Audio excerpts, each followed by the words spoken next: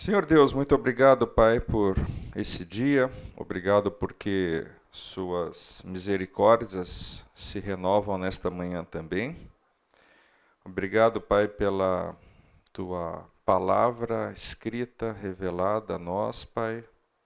Obrigado pela palavra viva, Pai, Jesus Cristo, o Verbo que se fez carne e habitou aqui nessa terra, Pai, e morreu para pagar o preço que a gente jamais teria condição de pagar, como acabamos de rememorar na ceia que o próprio Senhor Jesus instituiu.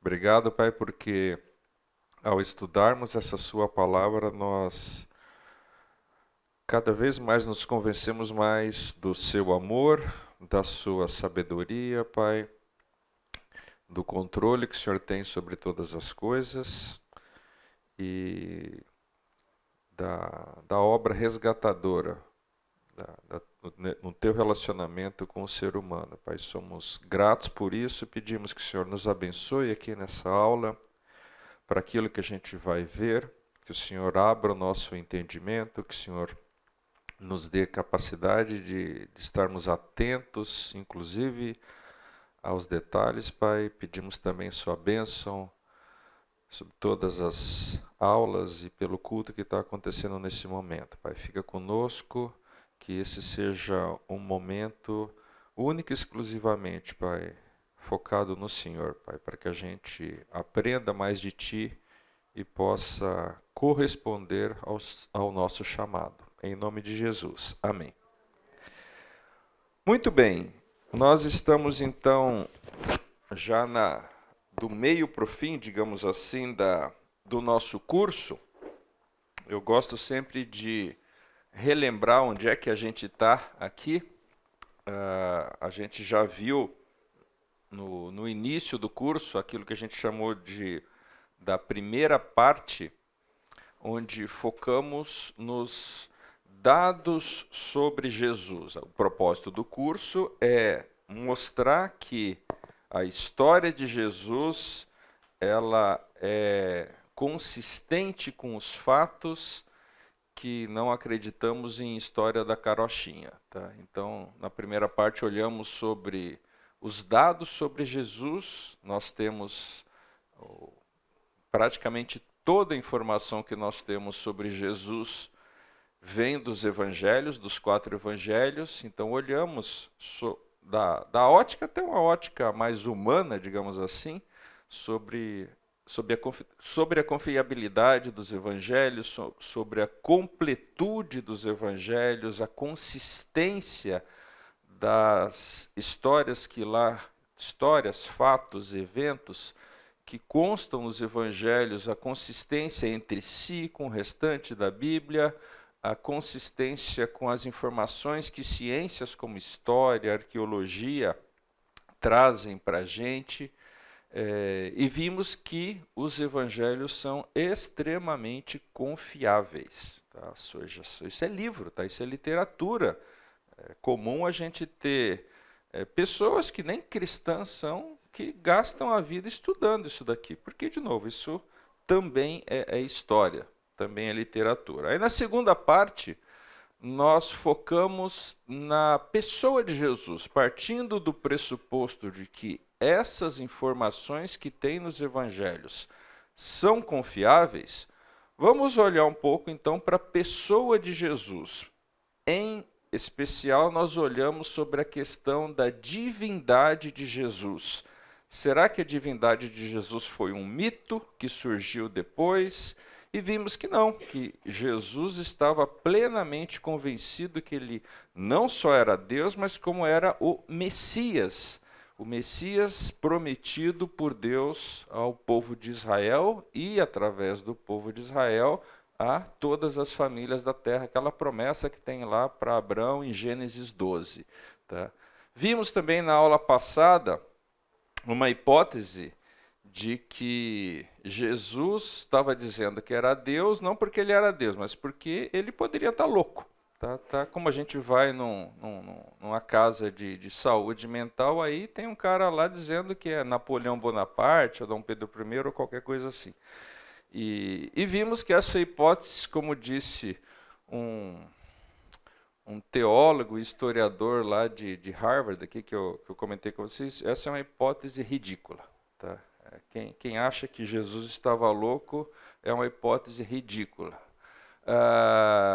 Então, Jesus não estava louco. Então, hoje vamos continuar, hoje a gente termina essa segunda parte do curso, onde focamos na pessoa de Jesus. Então, o que nós vamos ver hoje?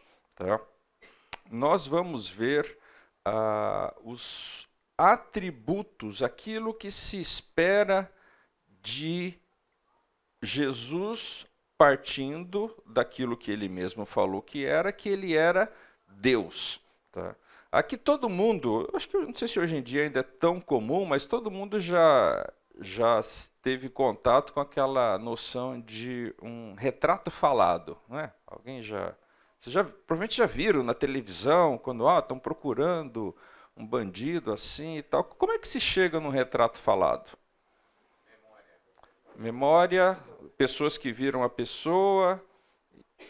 E então, o que eles vão montando lá? As características da pessoa, né? O cabelo era assim, o nariz era assado, a pele era assim, a altura. E por que a gente usa técnicas como essa? Quando você não tem uma foto da pessoa, você usa essas testemunhas, né, que lembram, que viram a pessoa, puxam da memória, e a gente procura, então, descrever as características, né, no caso aí do suspeito. Tá? A gente tipicamente está falando disso num contexto aí de investigação policial e tal. Por que eu estou trazendo esse tema aqui? Para fazer uma analogia, ainda que rudimentar, com a busca que a gente está fazendo aqui sobre a verdade sobre Jesus. Ou seja, se Jesus de fato era Deus, a gente já viu na aula anterior que ele estava de fato convencido de que ele não estava louco. Tá? E que os evangelhos falam que ele era de fato Deus. A igreja daquele tempo estava convencido de que ele era Deus e era o Messias. Mas então, a gente tem mais informação sobre Deus. Por quê? O Antigo Testamento, e a gente tem focado muito no Novo Testamento, principalmente nos evangelhos, mas o Antigo Testamento dá inúmeros detalhes sobre Deus, certo? Então, é possível, fazendo essa analogia, a gente olhando para o Antigo Testamento, ter um retrato falado de Deus. Então, vamos puxar da memória aqui, não vamos gastar grande tempo olhando todos os textos sobre isso, mas algumas coisas, tá? E vocês me avisem se algo não ficar claro, mas algumas coisas que o Antigo Testamento fala sobre quem é Deus, algumas características, atributos de Deus. Ele é onipresente, certo? Ele é onisciente. Está claro isso daqui? A Bíblia é muito claro. O Antigo Testamento, Deus sabe todas as coisas. Tá? Ele é eterno. Tá? Deus sempre existiu. Puxa lá o relato de Gênesis. Tá? Deus é imutável. Deus não muda, não tem sombra de mudança em Deus. Deus é amoroso. Tá? Mesmo no Antigo Testamento tem gente, isso é uma falácia, tá? Dizer que o Deus do Antigo Testamento era um Deus cruel, assassino, e o do Novo Testamento é um Deus amoroso. Isso não é verdade. Tá? Deus é santo. Sede santos como eu sou santo, diz o Senhor. Tá? Deus é justo. Tá? Provérbios, quem estuda Provérbios vê, Deus detesta a balança enganosa. Tá? Deus é sábio. Aqueles diálogos que ele tem com Jó, lembra da Jó questionando por que essas coisas estão acontecendo com ele? Ele perdeu o filho, perdeu lá as posses dele, ficou doente. E Deus chega para Jó e fala: quem você pensa que é, tá? Para me questionar? Tá? Deus é reto, Leia lá, Salmo 19, lá fala da palavra de Deus, enfim. Então, o Antigo Testamento, ele permite a gente fazer usando essa analogia, do retrato falado de Deus. Tá? Então, Jesus afirma ser Deus. Então, será, e esse é o ponto dessa primeira parte da aula, será que Jesus preenche as características da divindade? Tá? Em outras palavras, será que tem semelhança entre esse retrato falado de Deus e aquilo que a gente encontra de Jesus? Tá? Por quê? Porque se não bater, é como se falar, não é esse o cara que a gente está procurando, não é esse o suspeito, não, o retrato falado não bate. Tá? E aqui existe, digamos assim, de cara, uma questão complexa. Tá? Por quê? Por exemplo, quando a gente fala lá em ser onipresente, tá? A gente acabou de ver ali, uma das características de Deus é que ele é onipresente. A gente lendo o relato dos evangelhos, vamos pegar uma situação. Jesus, quando pregou o Sermão do Monte, ele estava lá nos arredores de Cafarnaum. Ele não estava, ao mesmo tempo, sei lá, na rua principal, lá na Main Street lá de Jericó. Tá? Ele estava lá em Cafarnaum. Tá? Então, como é que a gente pode dizer que Jesus é onipresente? Abra sua Bíblia aí em Marcos 13, 32, ou se quiser também em Mateus 24, 36. Vamos dar uma olhada lá nesse texto aqui.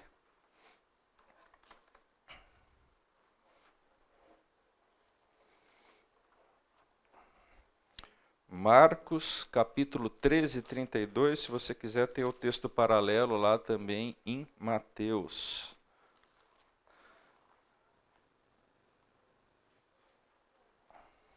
Deixa eu ler aqui que assim sai na gravação.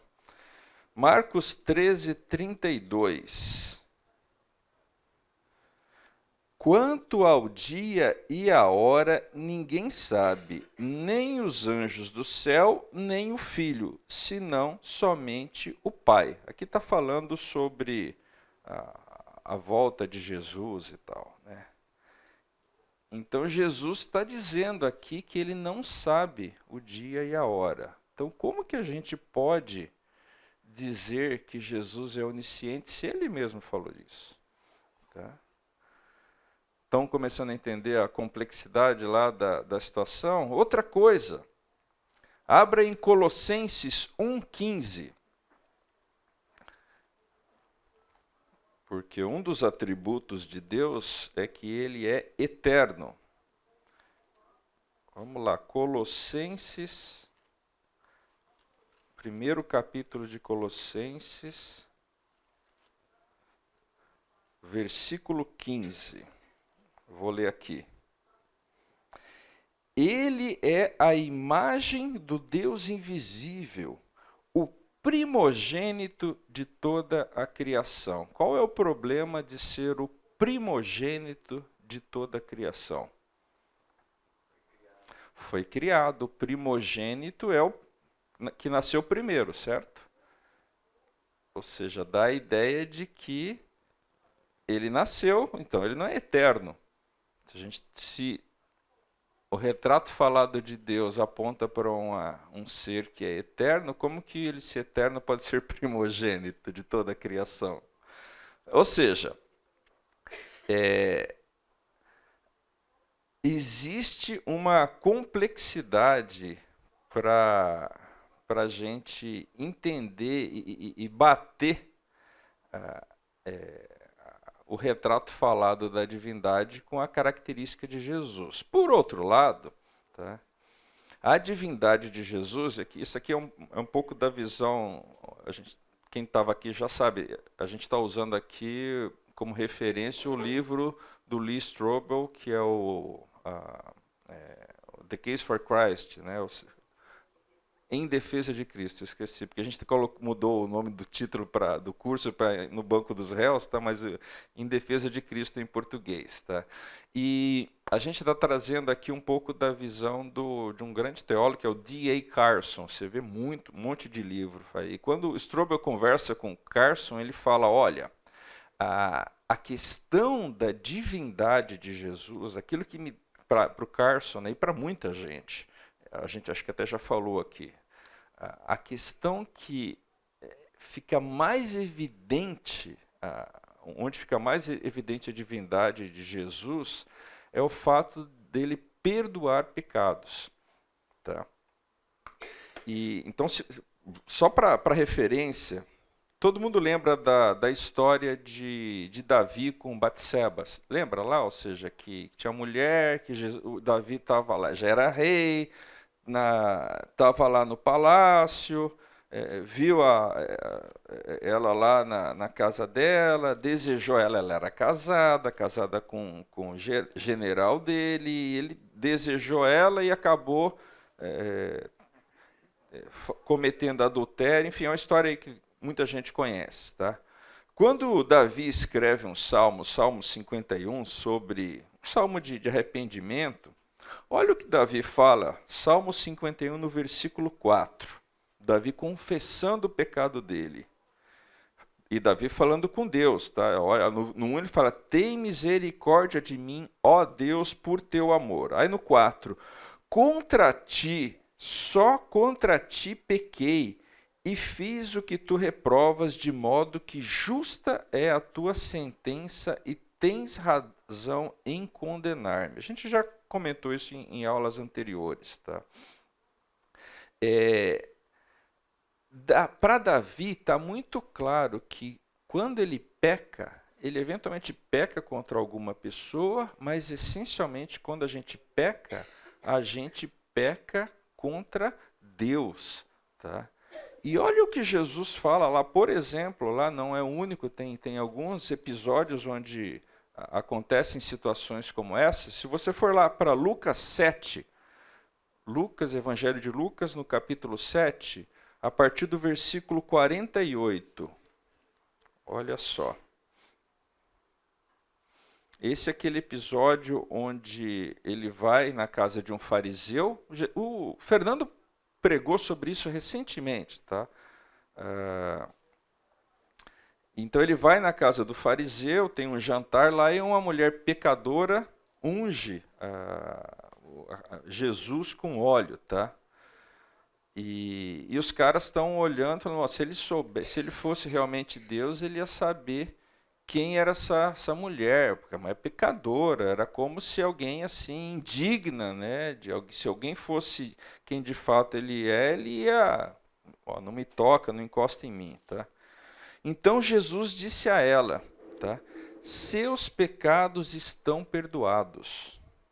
Os outros convidados começaram a perguntar, quem é este que até perdoa pecados? Jesus disse à mulher, sua fé a salvou, vá em paz. Por que chocava tanto as pessoas? Por conta disso. Tá? É uma coisa até meio óbvia para a gente. Né? Ou seja, quem tem o poder de perdoar pecados é apenas Deus. Tá? Então, esse é um aspecto que deixa muito clara a divindade de Jesus, e tem um outro aspecto que deixa muito clara a divindade de Jesus, e aqui eu acho que todos nós que somos honestos com nós mesmos, aqui é interessante, que tá minha esposa e meus 2 filhos estão assistindo o curso aqui. Tá? Mas algumas pessoas mais desavisadas até podem ter uma boa imagem de mim. Tá? Mas se eu chegasse aqui e falasse, eu não tenho pecados, tá? Você não ia precisar mais que 30 segundos com qualquer um dos 3 aqui para saber que eu sou ou louco ou mentiroso ou as duas coisas. Tá? E eu acho que você pode fazer, não, eu tenho certeza que você pode fazer esse exercício até com as pessoas tipo o Oswaldo. Tá? O Oswaldo é uma pessoa que eu tenho dificuldade de ver o Oswaldo pecando. Tá? Mas eu acho que se eu conversar com a Inayá, eu vou descobrir alguma coisa que ele pegou. Tá? Ah, enfim, o ponto é esse, tá? Jesus afirma lá em João 8:46 que ele não tinha pecados. Olha lá o que está escrito lá em João 8:46.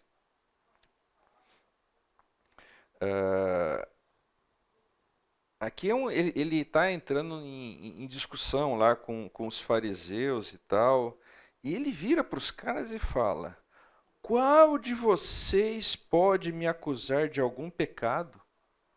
Tá?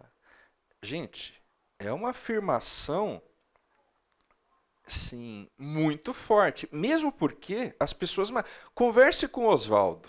Tá? Se você, eu posso dar o meu testemunho de novo, não quero me colocar no padrão do Oswaldo, mas as pessoas mais santas, mais santificadas, elas têm...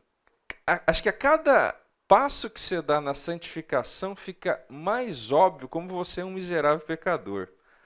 Tem um episódio que aconteceu com a esposa do Billy Graham, isso muito tempo atrás, tá? E foi uma equipe de televisão fazer uma reportagem com ela na casa, ou ia fazer com ele, enfim, eu não lembro os detalhes, mas eu lembro que foi uma equipe de televisão na casa do Billy Graham. Alguém já teve em estúdio de televisão assim? Tem as luzes que eles usam para ter qualidade a imagem, são muito fortes. Então o pessoal estava montando lá os aparelhos lá na sala lá, e ligaram, iam filmar ele num sofá e tinha uma cortina por trás do sofá, e ligaram aquela luz lá. Tá? E quando eles ligaram a luz, a mulher do Billy Graham, que nem a Raquel, ela olhou: meu Deus, como as cortinas estão sujas. Por quê? Na luz normal, essa luz aqui, ela não conseguia enxergar a sujeira. A hora que jogou lá, sei lá, milhares e milhares de lumens lá, daqueles refletores potentes, ela viu sujeiras que antes ela não via. Ela ficou, como a Raquel é muito assim, ela ficou, puxa vida, que imagem que vão passar, as cortinas estão sujas. Qual que é a ideia aqui? Uma pessoa que está caminhando na santificação, para ela fica mais evidente que ela é uma pecadora. Tá? E Jesus não. Jesus falou: não, eu não tenho pecado. Se eu tenho pecados, aponte os meus pecados. Ou seja, esses são argumentos muito fortes aí na questão da divindade de Jesus de fato ser divino. Agora, não obstante, tem essas dificuldades aqui. Como é que a gente lida com essas dificuldades? Marcelo, eu estou lembrando que quando Jesus estava escolhendo seus discípulos, ele falou com Natanael. Ele falou assim: eis aqui um verdadeiro judeu. Israelita e guardou, né? Aí ele falou assim: mas de onde você me conhece? Ele falou: eu te vi debaixo da figueira, né? Então, ele era onisciente. Então, mas ao mesmo tempo ele fala que não sabe.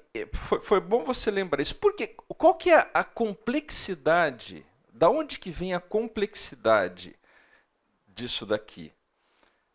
Isso daqui está diretamente relacionado com o mistério da encarnação.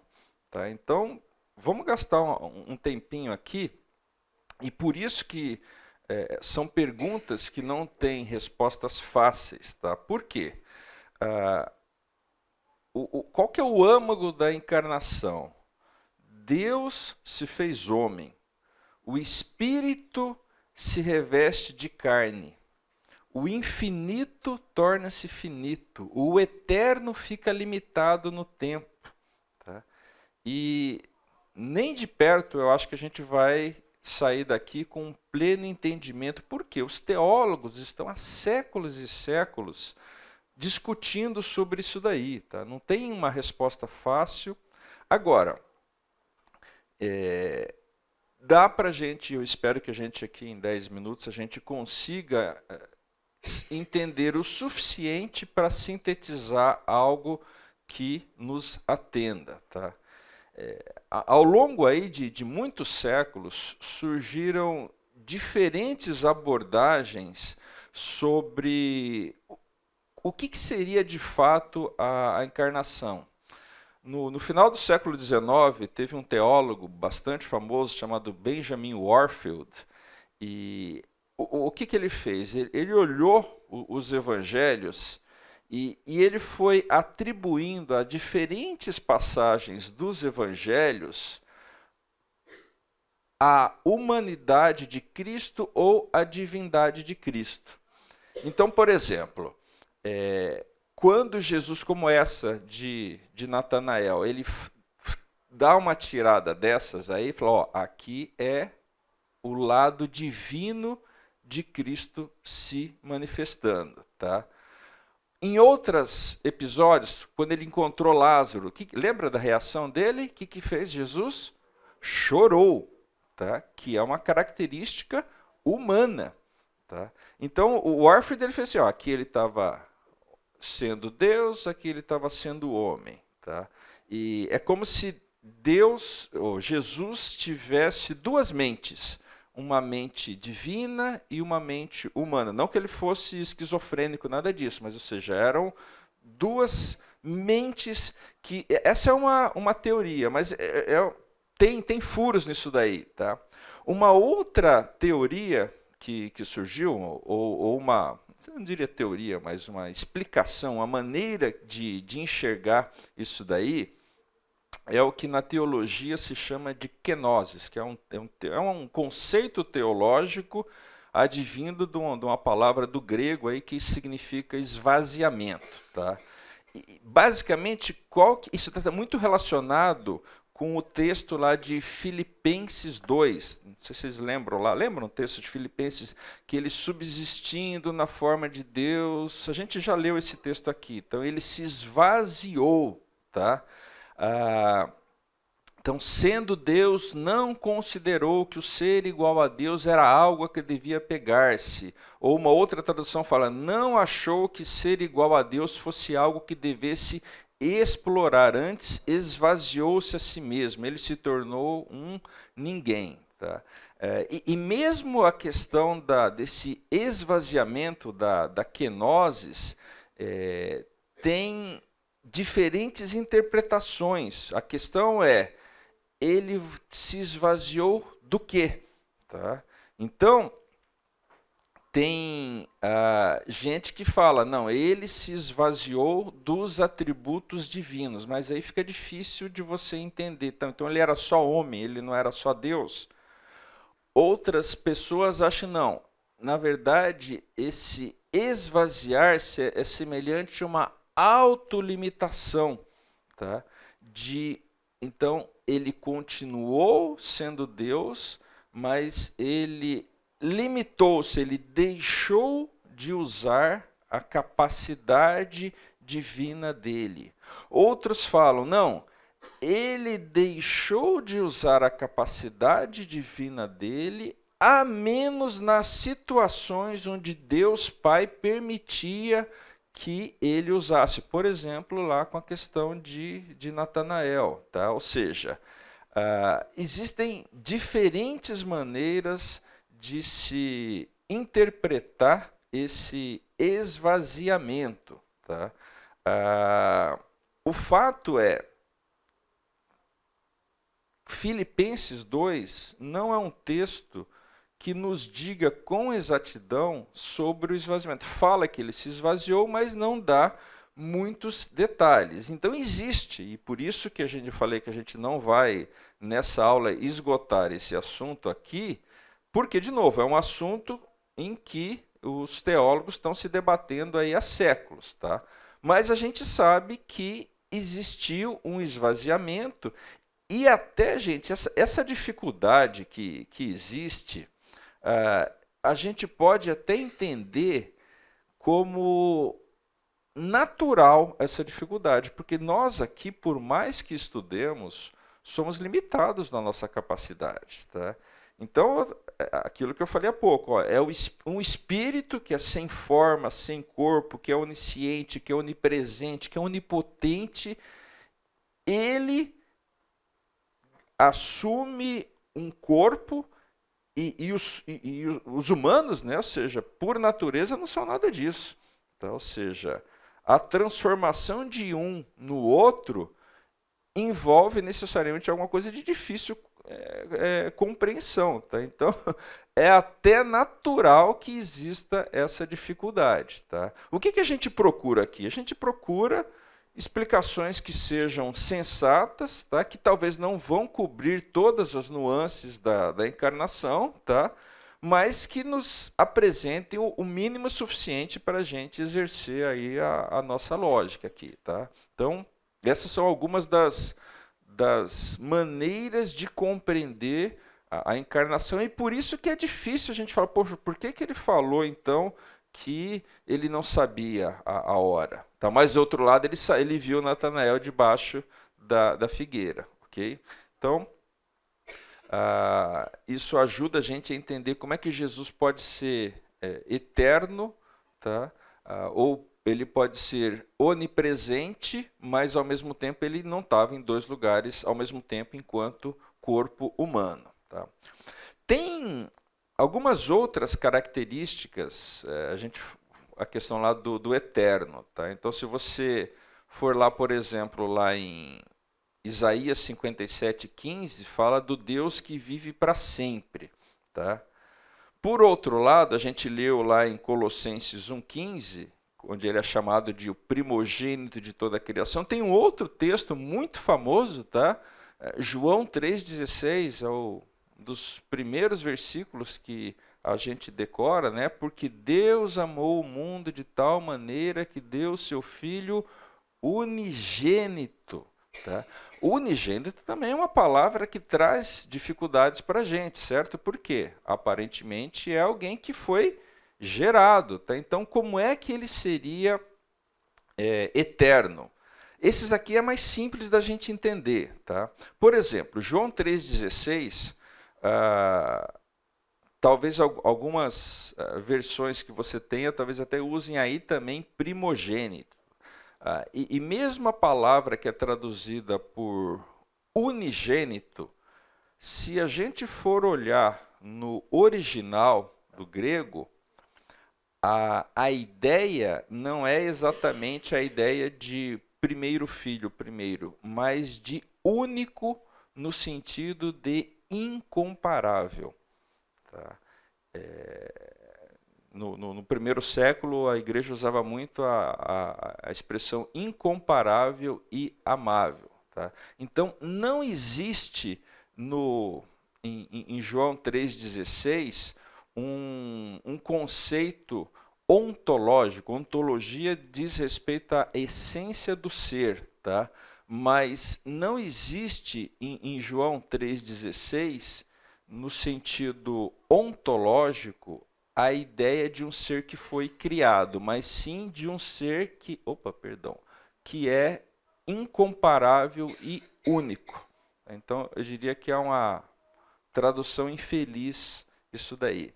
Vamos olhar agora Colossenses 1,15, que foi o texto que a gente leu aqui também. Tá? Lá fala, né, de primogênito. Tá?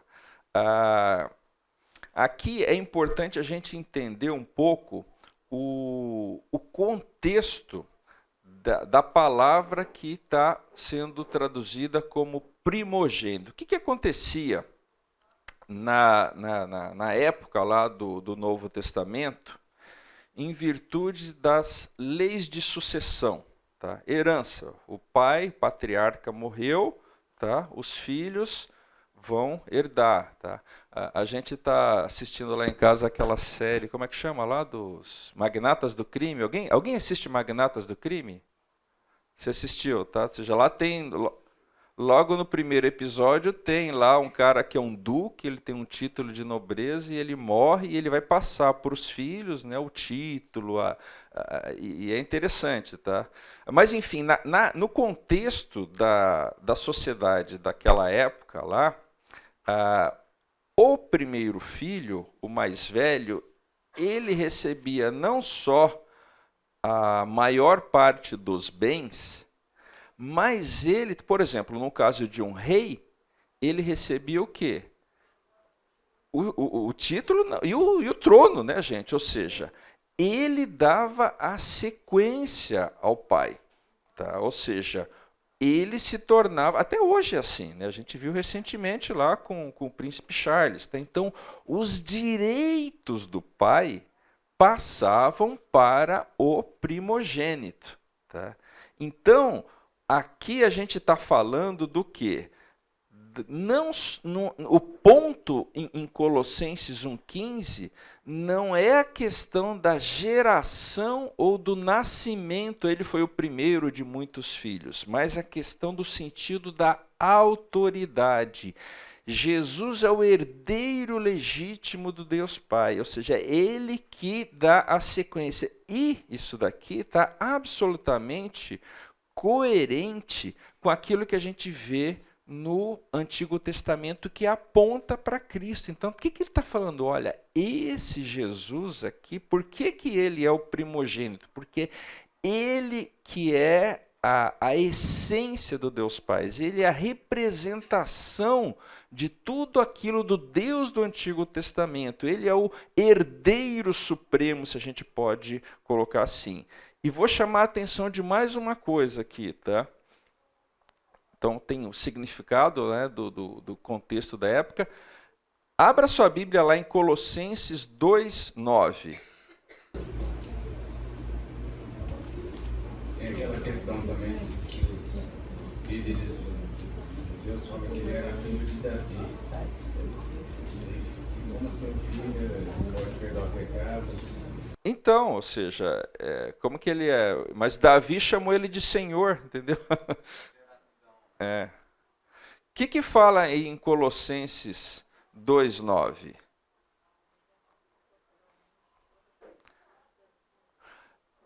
Se o mesmo autor, no capítulo anterior, fala algo que, em tese, você... Então, ele foi uma criatura criada, tá?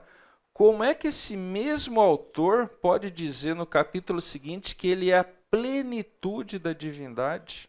Ou seja, está vendo como não faz coerência? Ou seja, então, de fato, para a gente entender o que o texto está dizendo, a gente precisa entender o contexto da época, a cultura, como que a palavra era usada. Então, não existe aqui nenhum sentido de que seja contrastante contra a eternidade de Jesus. Tá? Tem um outro trecho também bastante conhecido, que é Marcos 10:18, onde um camarada chega para Jesus, né, e fala, bom mestre. E Jesus fala, por que você está me chamando de bom? Ninguém é bom a não ser Deus. Tem gente que pega esse texto aqui e fala, tá vendo? Jesus não é Deus, porque ele está falando, não me chame de bom porque eu não sou Deus. Não, não é isso que ele está falando. O que Jesus está fazendo nesse texto? E aí, de novo, você teria que ler todo o contexto, tá? Jesus está falando, você sabe o que você está falando? Você está me chamando de bom mestre só por educação? Hoje em dia é muito comum, tá, gente? Nos ambientes profissionais que eu vivo, lá o cara vai aparecer lá num painel e vai ser palestrante. Nossa, esse cara sabe tudo. Só se faz elogio. Então, a gente vive numa sociedade de elogio muito barato. Tá? Então, Jesus está falando, pera um pouco, você está me chamando de bom mestre? Porque bom só tem um que é Deus. Você está reconhecendo, você está sendo só educado, tá tudo bem, tá tudo jóia e tal. É isso, é nesse nível de superficialidade ou você... Então, Jesus aqui não está questionando a divindade dele, ou se colocando numa situação que ele não é divino, mas falando, cara, exatamente, falou, você de fato reconhece que eu sou Deus ou você está falando isso só por educação? Tá? Deixa eu só avançar mais um pouquinho, 2 minutinhos no nosso intervalo aqui. Uma outra objeção que se faz é que, eventualmente, Jesus seria um Deus inferior. Por quê?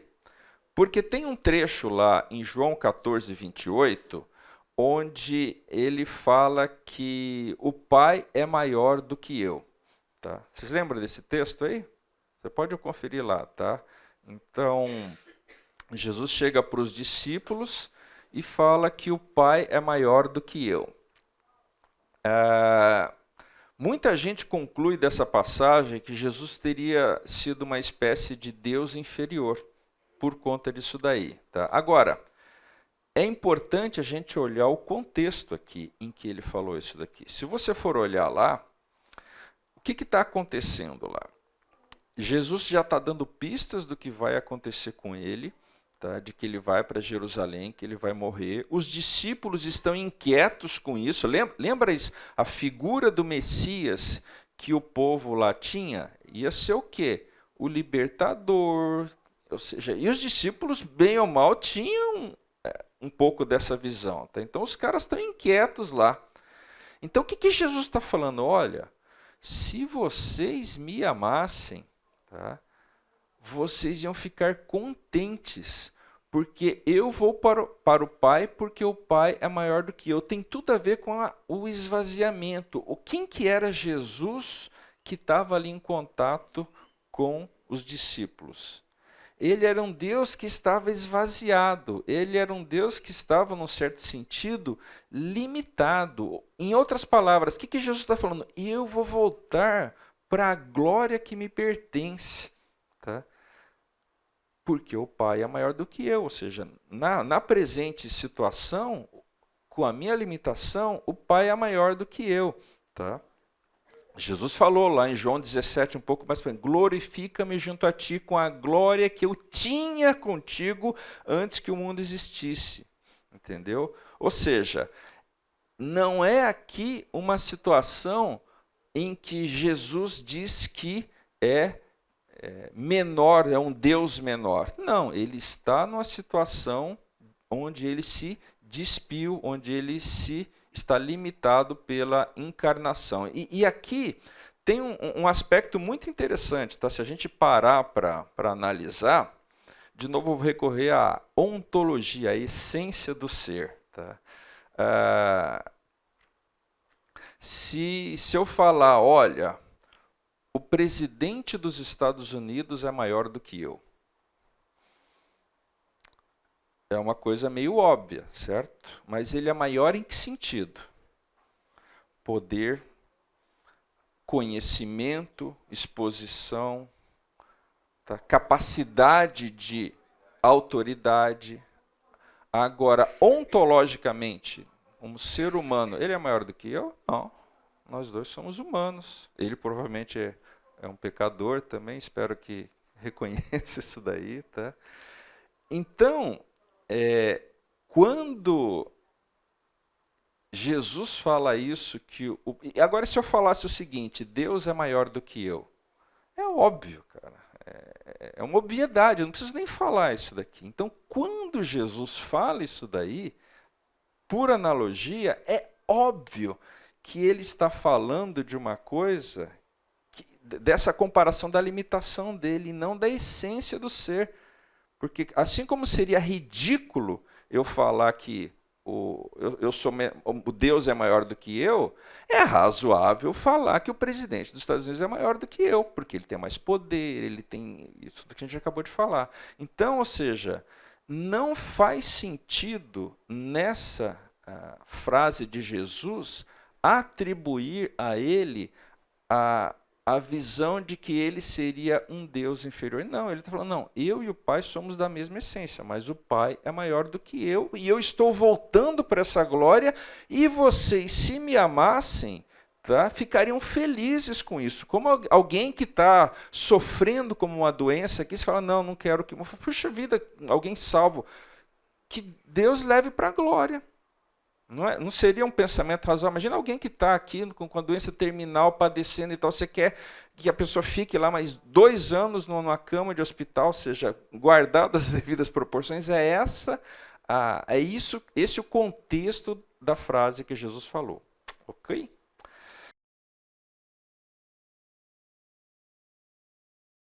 Vamos recomeçar a nossa aula. Gente, já vem a nossa participação especial da Sayuri. Já vou explicar o que ela vem falar aqui. Eu só queria, tem um último ponto, né, na linha do olhar o retrato falado de Deus e ver se Jesus se encaixa nesse retrato falado. Tá? Que é, na verdade, é uma coisa que está muito em moda hoje em dia. Né? A gente está vivendo uma sociedade onde a gente olha para figuras do passado, certamente vocês já viram isso daí, o cara era um herói, mas o cara, ele tinha um caráter, em algum aspecto do caráter dele lá, ele deixava a desejar, então o cara que era herói hoje vira vilão. Né? E, sei lá, o cara que não lutou contra o racismo, o cara que oprimia a mulher dele, enfim, alguma coisa assim. Tá? A gente está uma sociedade que está revisitando o comportamento de pessoas que viveram décadas ou séculos atrás a partir das lentes do padrão moral da sociedade atual. Tá? Acho um pouco perigoso isso daí. Tá? Mas, enfim, então é mais ou menos nessa linha onde surge uma objeção contra Jesus, porque a gente viu que Deus tem que ser justo, eticamente perfeito. Então a questão é, será que Jesus era eticamente perfeito por conta da escravidão? Tá? E qual que é o ponto aqui?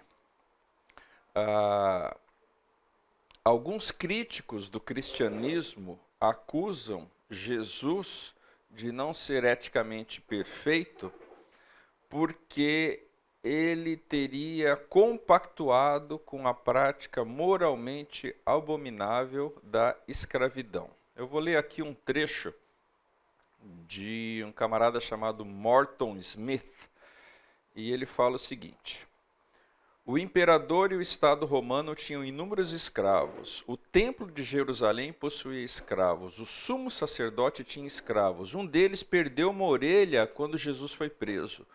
Todos os ricos e praticamente toda a classe média tinham escravos. Até onde sabemos, Jesus nunca atacou essa prática. Parece que houve uma revolta de escravos na Palestina e na Jordânia na mocidade de Jesus. Uma pessoa que liderasse essa revolta e fosse ao mesmo tempo um operador de milagres, teria atraído muita gente. Se Jesus tivesse denunciado a escravidão ou prometido a libertação dos escravos, não há dúvida de que teríamos ficado sabendo. Mas não há registro de que isso tenha ocorrido. Portanto, pela lógica, tudo indica que ele não disse nada a esse respeito. Tá?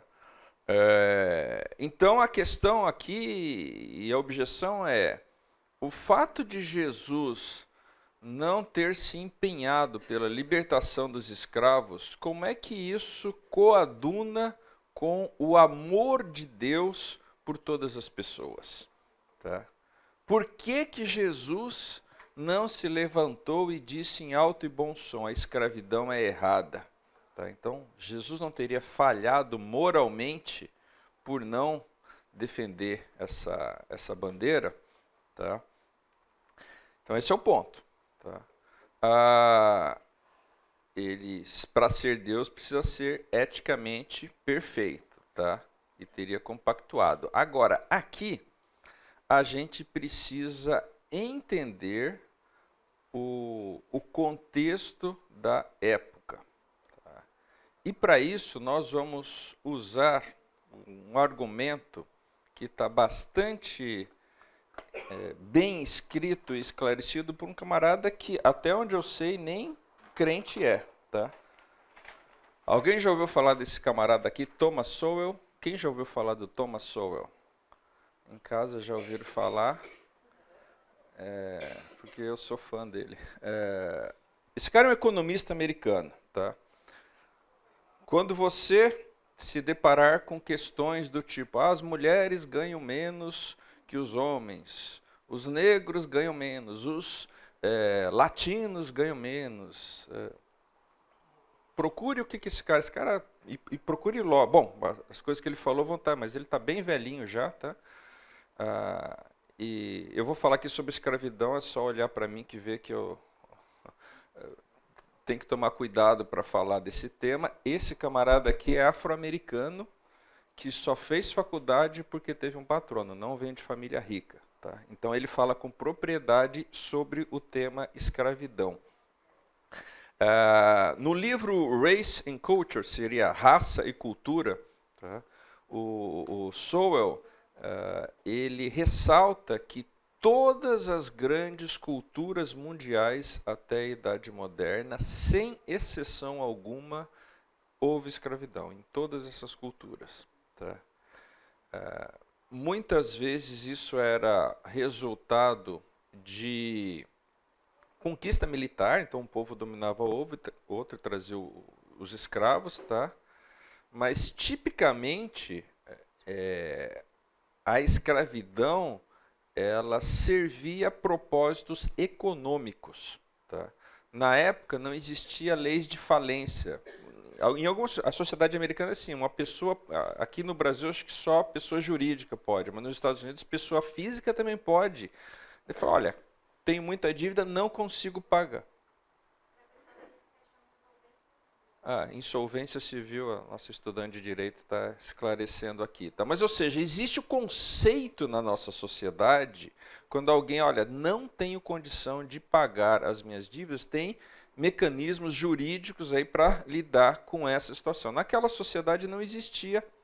E o que acontecia? A pessoa ficava muito endividada, ela vendia-se a si mesma, muitas vezes a sua família, o que se chamava aí o regime de escravidão. Tá? Então, não só para quitar uma eventual dívida, mas também para garantir trabalho. Existia esse regime de escravidão. Tá? Que não era necessariamente tão ruim, e aqui, por favor, tá? Eu não estou de maneira nenhuma tentando dar à escravidão um ar romântico, tá? Mas o fato é que a escravidão, o conceito de tornar-se escravo, era até uma opção de sobrevivência da pessoa. Tá? Por exemplo, na época dos romanos, lá, a época em que Jesus estava vivendo, alguns trabalhadores subalternos eram escravos, mas alguns que eram tutores de crianças, que eram professores, eram escravos também. Tá? Então, a gente precisa entender o que é a escravidão que a gente conheceu na nossa sociedade, na sociedade americana, lá do negro apanhando, chibatado e tal, e o que era escravidão naquela sociedade. Tá? Algo extremamente relevante. Naquela sociedade, escravidão não estava associada com uma raça em particular, como foi o caso aqui das sociedades aqui mais próximas da gente, que é basicamente o conceito que a gente traz aqui. Tá? Ou seja, implicitamente, a escravidão traz junto a ideia completamente equivocada de que os negros seriam inferiores. Tá? E, de novo, eu estou falando aqui, isso aqui quem está falando é o Thomas Sowell. Se quiser ler o livro dele, ele é muito bom. Tá?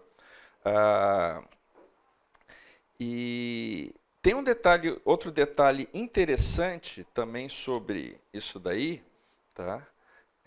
O que aquela sociedade onde Jesus vivia falava? O que a Bíblia falava sobre isso?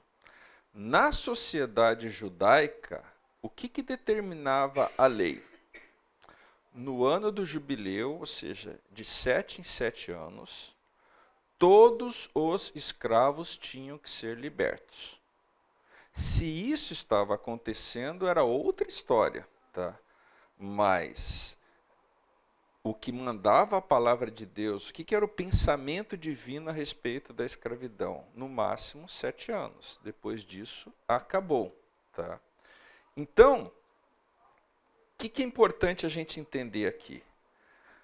Qual que era a missão de Jesus? Jesus não veio para derrubar nenhum sistema econômico, em particular lá, ele não foi um libertador político. Lembra quando falavam lá de César? Falavam, cara, dá a César o que é de César, a Deus o que é de Deus. Eu não vou me meter nessa história aí. Tá? Jesus, a missão dele é libertar homens e mulheres dos seus pecados, transformar as pessoas para que elas amem a Deus de todo o seu coração, toda a alma, toda a mente, todo o entendimento. Leia o Deuteronômio 6, tá? E comecem a amar o seu próximo como a si mesmos. Em acontecendo isso, certamente haveria um impacto na ideia de escravidão. Quer ver um exemplo disso?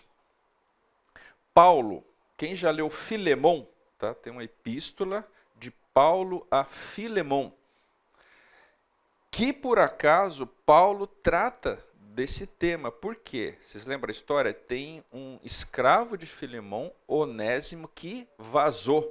Tá? E Paulo está mandando Onésimo de volta para Filemon, que era o senhor de Onésimo. Onésimo era escravo. E os dois são crentes agora. O que Paulo está falando? Paulo não está falando para abolir a escravidão. Mas ele está falando, olha, trate Onésimo como um irmão em Cristo, assim como você me trataria. Ele ainda lembra que você deve a sua vida a mim. Tá? Então, de novo, a missão de Jesus aqui, e Paulo é um excelente exemplo disso daí, não era mudar um regime econômico, inclusive práticas que seriam desprezíveis aí, tá? Mas é a transformação de homens e mulheres pelo poder do evangelho, tá? Tem quem estuda, e aqui eu não quero, a gente até está com o tempo avançado, se você for estudar a história do comunismo, tá?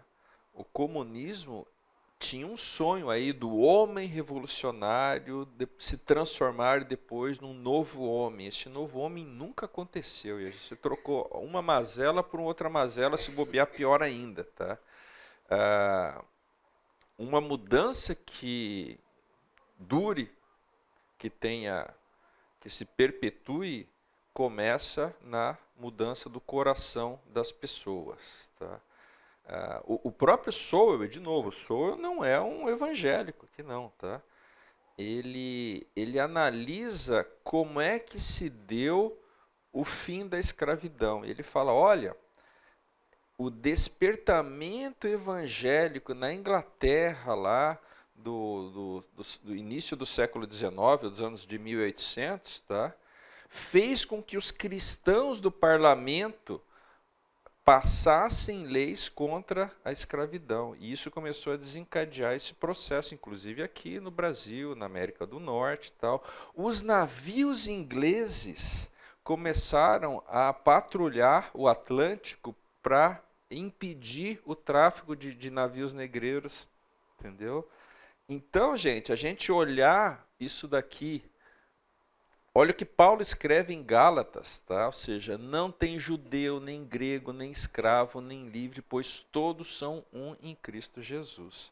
Então, você olhar para a cultura da época, para a estrutura econômica da época e falar, não, Jesus era um Deus imperfeito porque ele não foi contra uma prática dessas, eu diria que é uma visão muito, muito míope do que estava acontecendo lá e do propósito de Jesus, tá?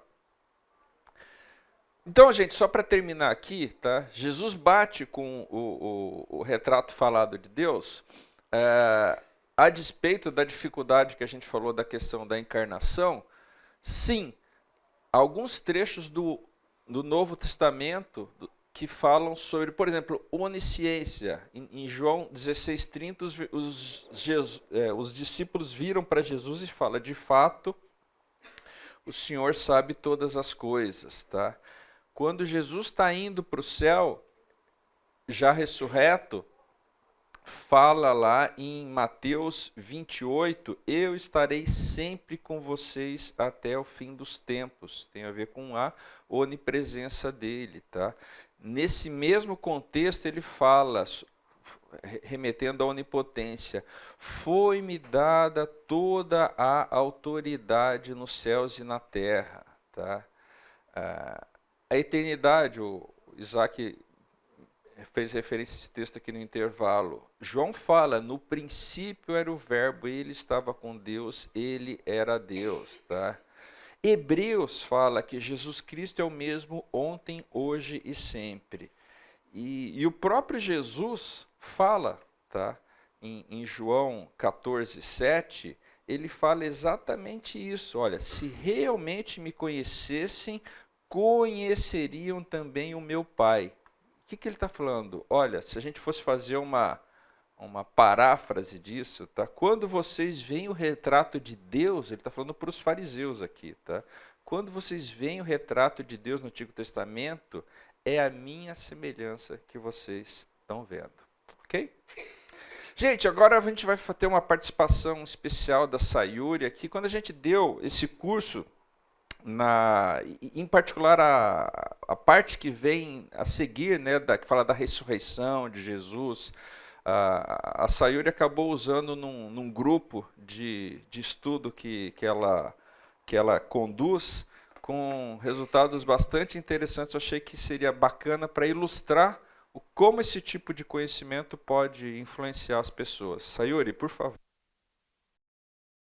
Marcelo, obrigada pelo convite de poder compartilhar um pouquinho do muitíssimo, né, do que Deus tem feito assim na minha vida. Mas vamos lá rapidinho, né? Tenho 10 minutinhos. Vou começar, como a gente fala como testemunho de batismo, né? Eu não nasci numa família cristã. Não tive esse berço, muito pelo contrário, né? A minha família é uma família assim mística. Então tem desde Seixonoye, Mahikari, Provida, o catolicismo, enfim, uma miscelânea, uma salada. E é interessante que isso não me tornou uma pessoa mística. Muito pelo contrário, eu era uma pessoa muito cética. Então, tudo eu duvidava, né? Igreja, para mim, quem me viu, quem me vê, não saio daqui agora, mas não queria saber de igreja. Eu lembro que eu costumava dizer que a acupuntura e homeopatia, né, são reconhecidas hoje, né? Hoje não, mas naquela época também eu falava, comigo não vai dar certo, porque tem que ter fé para isso. E não vai dar certo. De tão cética que eu era com coisas que não fossem muito concretas. Né?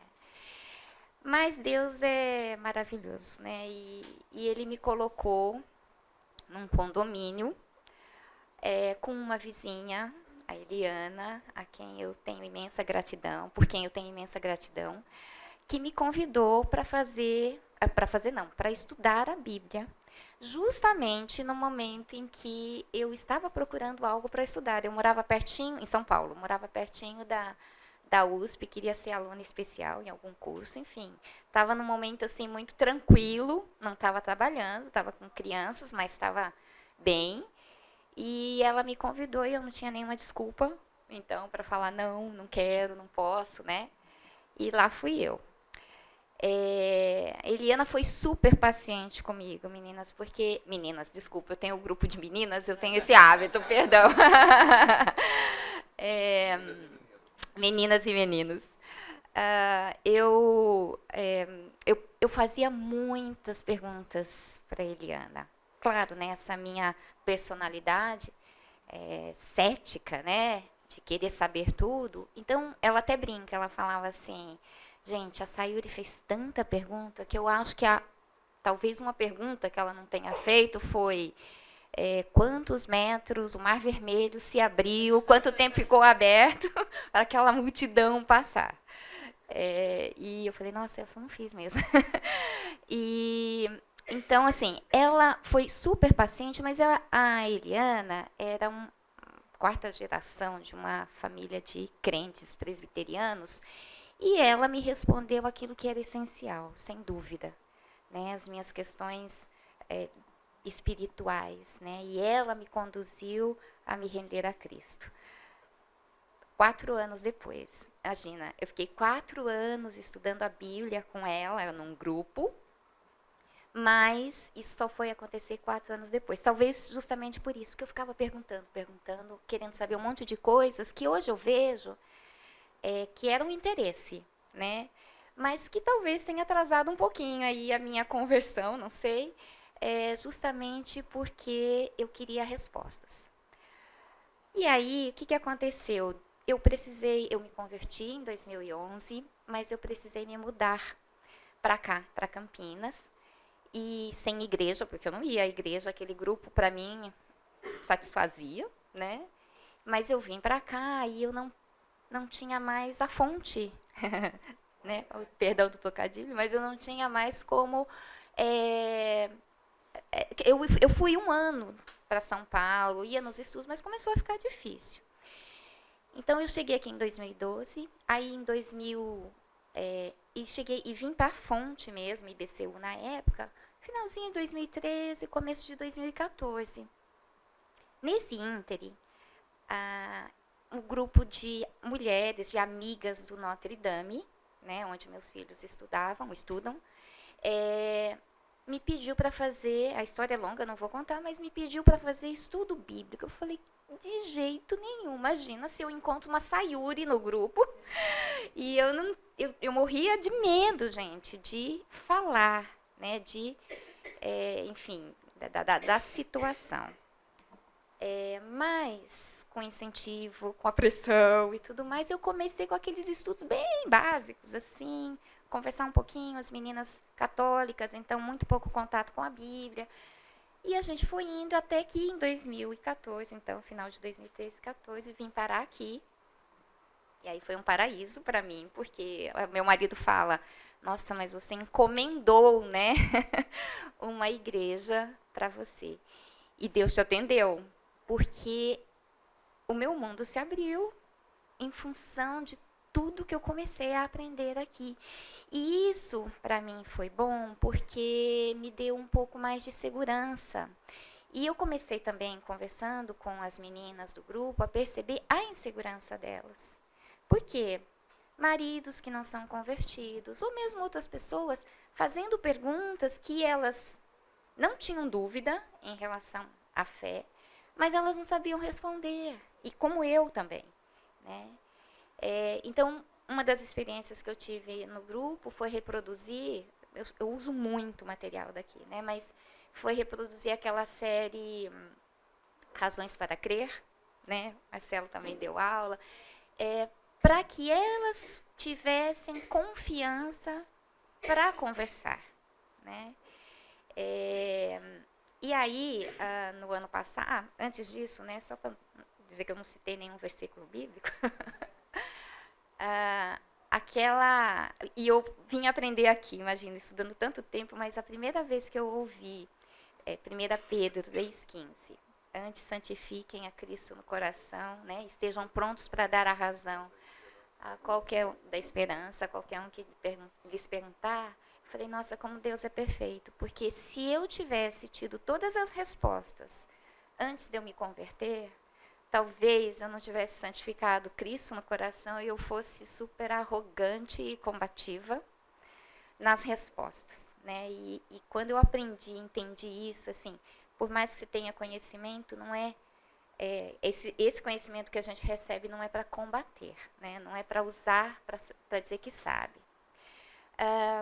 Mas aí, voltando no que o Marcelo me chamou, para o que o Marcelo me chamou, no ano passado, em fevereiro do ano passado, a pedido de uma amiga de Goiânia, eu acabei montando um grupo virtual, que a princípio era para 6 pessoas, isso acabou crescendo bastante, porque começaram a convidar, já que era online, e aí ficou um grupo grande, eu não conhecia essas meninas e não sabia contexto, nada.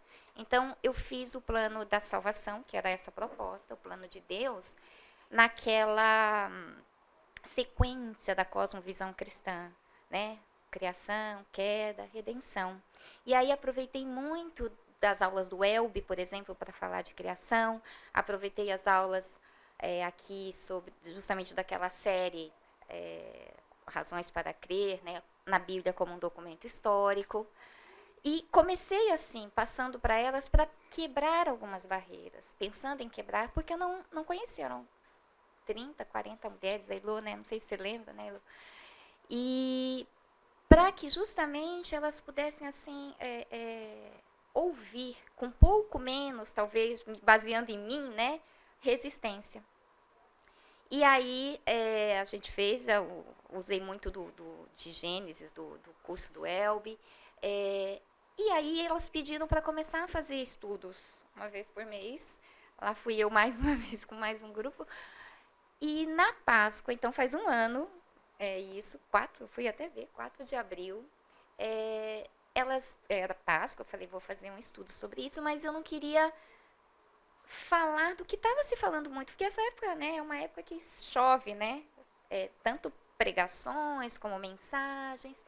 E aí conversei com o Marcelo, falei, Marcelo, eu queria usar um pouco daquele, era uma aula só, um estudo só, mas do seu curso, do material que ele tinha dado, né, sobre o livro Em Defesa de Cristo, eu tinha assistido, e aí a gente conversou um pouco, ele me ajudou bastante, Elô também me ajudou muito na questão assim da parte médica. E eu falei fiz uma outra abordagem, né, um pouco mais histórica, né, da Páscoa, mas mais histórica. E foi tão assim interessante, porque eu até trouxe aqui, e é isso que eu, além das meninas, dos comentários, né, da participação que elas tiveram, mas uma mensagem no dia seguinte assim me tocou. Eu vou ler aqui, tá até entre aspas, né? Foi uma das meninas, ela escreveu assim: sou nova na fé, ainda tenho muitas dúvidas. A forma e a seriedade que você abordou o tema da Páscoa me emocionou e tocou em um lugar tão fundo que muitas dúvidas que eu tinha sobre o sacrifício, a existência, o amor de Deus sobre nós, passou. Ontem eu reconheci Jesus como meu Salvador. Obrigada por fazer parte disso. Então, assim, não sei quantas ali, né, por conta desse estudo, eu falei para o Marcelo, eu não creio que sejam informações extra-bíblicas que vão levar alguém a Cristo, né? É a palavra de Deus, com certeza. Mas eu não tenho dúvidas também de que tudo isso que a gente estuda, né, todo esse material serve a algum propósito dele, né? E esse testemunho assim é um pedacinho aí do que a gente pode fazer, né, pelas pessoas que estão longe de Cristo ainda. É isso. Muito obrigado.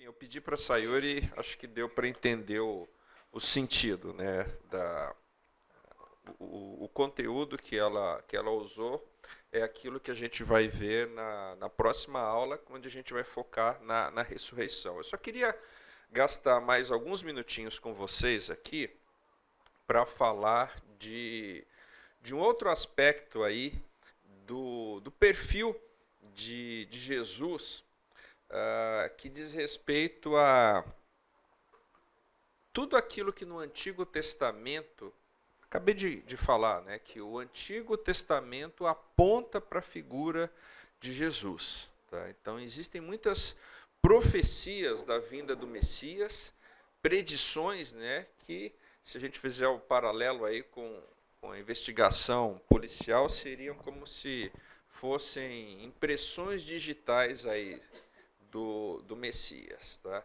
E eu queria, para isso, usar uma história, um pano de fundo desse camarada aí, Louis Lapides. Ele é hoje ele é um pastor, tá? Mas ele nasceu e cresceu no judaísmo. e trilhou aí uma jornada do ceticismo até a fé, tá? Ou seja, do judaísmo ao cristianismo. E ele conta um pouco, tá? Da criação dele. Então, ele foi criado num contexto de um judaísmo bastante conservador, embora a família dele não era tão religiosa assim, mas eles eram judeus bastante tradicionais, tá? E a visão que eles tinham, né, ele tinha dos gentis aí, dos cristãos em geral, era de muita cautela. Por quê? Sendo judeu, ele estava muito frequentemente se deparando com comportamentos antissemitas, então eles mantinham uma certa distância aí. E ele passou lá por uma fase de desilusão com o judaísmo por conta de divórcio dos pais dele, mudou lá para a Califórnia, passou uma fase lá de busca espiritual, tá?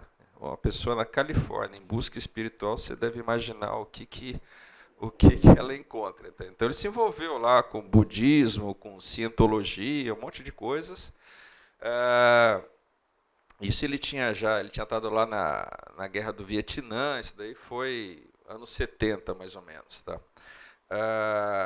Enfim, numa dessas buscas dele, ele acabou cruzando com uns evangelistas que estavam fazendo aí um trabalho de rua, né? E aí começou a discutir lá, bater boca lá com o evangelista, e o cara falou de Jesus, e ele falou, cara, eu sou judeu, eu não posso crer em Jesus. Tá? E o evangelista virou para ele e falou, cara, você conhece as profecias sobre o Messias do Antigo Testamento? E desafiou ele. Tá? O evangelista deu uma Bíblia para ele, falou, procura aqui no Antigo Testamento. Falou, espera um pouco, isso aqui tem um Antigo... Falou, aqui tem um Antigo Testamento, que são as suas escrituras. Ah, mas tem o Novo Testamento? O Lápides pergunta para ele, tem o Novo... Não, aqui também tem. Falou, o Novo Testamento eu não vou nem abrir. Tá? Porque, de novo, o cara queria distância disso daí. Tá? Pegou a Bíblia que ele ganhou de presente, tá? E começou a ler o Antigo Testamento na Bíblia. Tá? E lendo aí o Antigo Testamento todos os dias, começou a se deparar com algumas coisas que chamaram a atenção dele. Por exemplo, lá em Deuteronômio fala sobre um profeta que seria comparável, até maior que Moisés. E aí ele chegou no fatídico trecho de Isaías 53, de 3 a 9. Tá?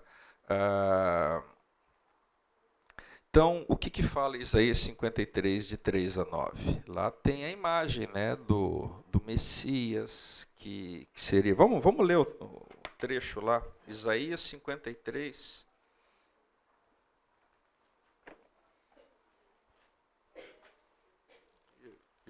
Hoje nós vamos estourar 2, 3 minutinhos o sinal, então vocês já vou pedir licença agora, tá? Isaías 53, de 3 a 9.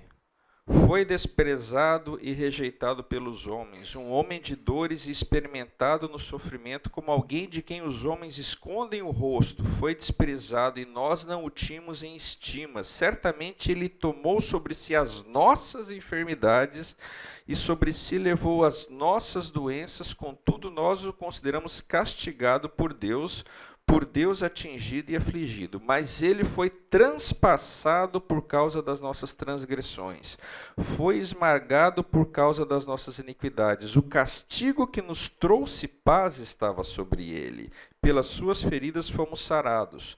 Todos nós, qual ovelhas, nos desviamos. E o texto segue, tá? Lá no versículo 12, olha o que fala aqui. Por isso eu lhes darei uma porção entre os grandes, e ele dividirá os despojos com os fortes, porquanto até derramou sua vida até a morte, e foi contado entre os transgressores, pois ele levou o pecado de muitos e pelos transgressores intercedeu. Tá? E ele lendo esse trecho aqui, e de novo, ele estava lendo disso numa Bíblia que ele tinha ganho do evangelista. Tá? Falei, não, os caras adulteraram isso daqui. Isso daqui mudaram as palavras e tal. Ligou para a madrasta dele e falou, manda em hebraico, né, o Antigo Testamento lá em hebraico, aquele que a gente tem em casa, eu quero ler no original, digamos assim. Tá? E ele leu no original e viu que o texto era exatamente isso daí. Tá? E aí ele começou, tá, lendo lá trocentas profecias do Antigo Testamento, que o Messias ia nascer de uma virgem, que está lá em Isaías, o local de nascimento está lá em Miqueias, que é Belém, a ascendência do Messias, descendente de Abraão, de Isaac, Jacó, da tribo de Judá, da família de Davi, isso tem tanto em Gênesis como em Jeremias, que ele ia ser traído, que ele ia ser acusado por falsas testemunhas. O modo de morrer, lá no Salmo 22, eu acho, fala que iam perfurar mãos e pés dele, numa época onde a crucificação não existia ainda. Tá? Fala que o Messias ia ser ressurreto. E ele lendo tudo isso, tá? Ele fala, puxa vida, isso daí parece que está apontando fortemente para Jesus. Tá? Aí o que esse cara fez? Ele criou coragem e virou a página lá de Malaquias, falou, deixa eu ler esse Novo Testamento. E aí ele lê Mateus 1:1. Alguém pode ler Mateus 1:1 para a gente?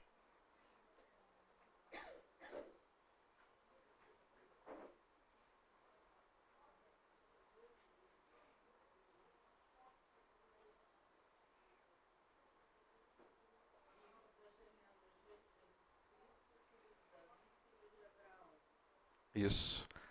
Qual que foi a reação dele? Porque o que esse cara achava? Ele comenta no testemunho dele, falava, eu achava que o Novo Testamento era tipo assim, um manual de antissemitismo do Partido Nazista Americano. Tá? Então, é exatamente a expressão que eles usam. E achava que não, o Novo Testamento, lá Jesus era um gentil e tal, e um líder gentil. E aí ele leu Mateus 1 e fala, cara, Jesus é judeu. Enfim, esse é o pano de fundo aí da história do Luiz Lápides. Ele acaba se convertendo e hoje ele é um camarada que trabalha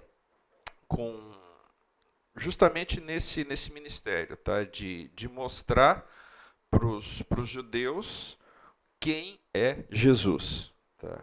E como já tocou o sinal, eu só vou dar uma pincelada daquilo que a gente vai ver. Na próxima aula a gente termina aí e começa a outra parte, que é a parte 3 que eu comentei. Tá? Mas enfim, na aula que vem eu queria terminar, gastar talvez uns 5, 10 minutinhos para abordar com vocês. Tem um ponto